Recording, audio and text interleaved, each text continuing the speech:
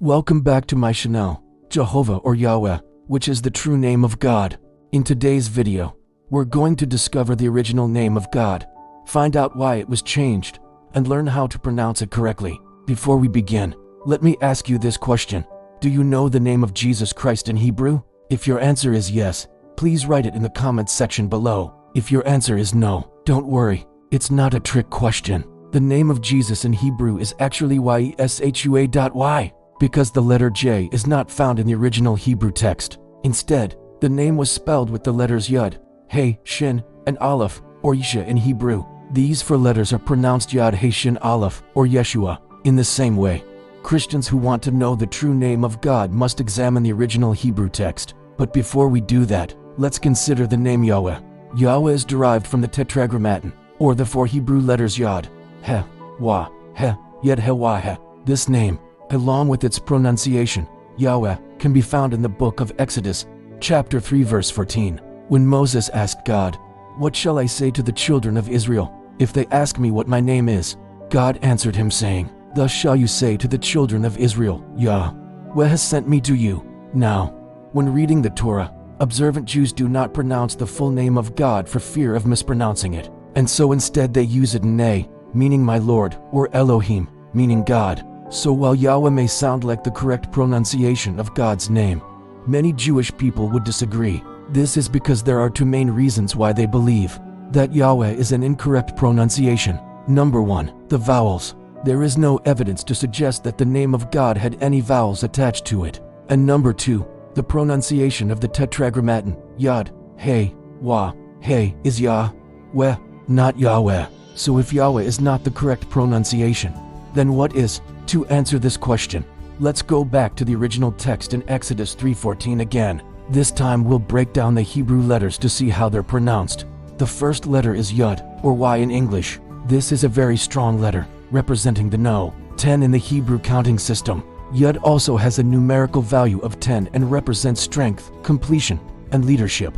The letter Yud is a right-hand letter, which means that it is written on the right side of a word. And it is also called a male letter because it contains a horizontal stroke, which symbolizes male genitalia. The next letter is He, or H in English. This letter has a numerical value of 5 and represents Torah, revelation, and spirituality. The letter He is a middle letter, which means that it's written in the middle of a word. And it's also called a male letter because it contains a vertical stroke, which symbolizes male genitalia. The third letter is Wah. This letter has a numerical value of 6 and represents rest, connection, and blessing. The letter Y is a left-handed letter, which means that it's written on the left side of a word.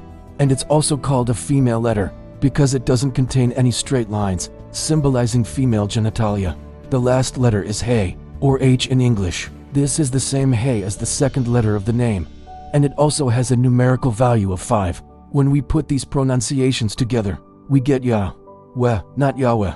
Now, the name Yahweh contains a few interesting features that will help us understand its meaning and significance. First, it's important to note that the first two letters, Yod, He, or Yah, form the root verb of the Hebrew Bible. This means that Yah was a deity long before Moses appeared to him in the burning bush. Second, the double He, or H in English, represents a powerful concept in Hebrew grammar called gematria. Gematria is a type of wordplay that focuses on the numerical value of words and letters. In this case, the double He has a numerical value of 8, which represents new beginnings and resurrection. And third, the last letter, Wah, represents a connection between the first 3 letters.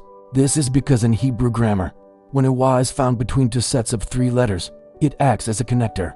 Therefore, the Wah in Yahweh connects the Yah, or God, with the Weh, or with. So what does Yahweh mean? Combining the meanings of each letter gives us a rudimentary understanding of God's name. Yah represents a powerful deity, while Weh represents being with or being connected to. So put together, Yahweh means the being who is connected to Yah, or the being who is with God. In other words, Yahweh refers to a messenger of Yah, or an intermediary between humanity and God. With all this information, we now know that Yahweh was the original name of God, but how did it change to Yahweh or Jehovah? Let's take a look at the history of each name.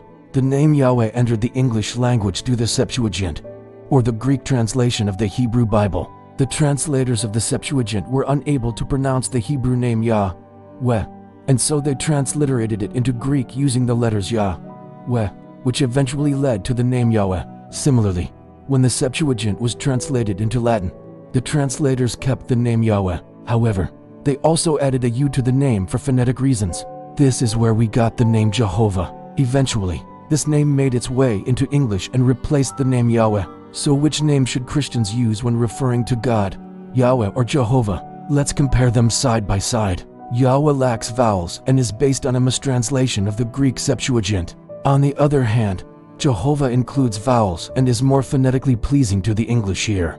Both names have their strengths and weaknesses, and ultimately it's up to each individual to decide which name they prefer. Some may choose to use Yahweh because it's closer to the original Hebrew, while others may choose to use Jehovah because it's more familiar. Still, others may choose to use both names interchangeably. Let me give you an example of how I personally use these names. In times of worship or prayer, I'll often use the name Yahweh because it reminds me of the Hebrew roots of my faith. However, when teaching or preaching, I'll often use the name Jehovah because it's more familiar to my audience. No matter which name you choose to use, remember that God is most glorified when we worship Him in spirit and in truth. Ultimately, it's not the name that we call God by that matters most, but the attitude and sincerity of our hearts.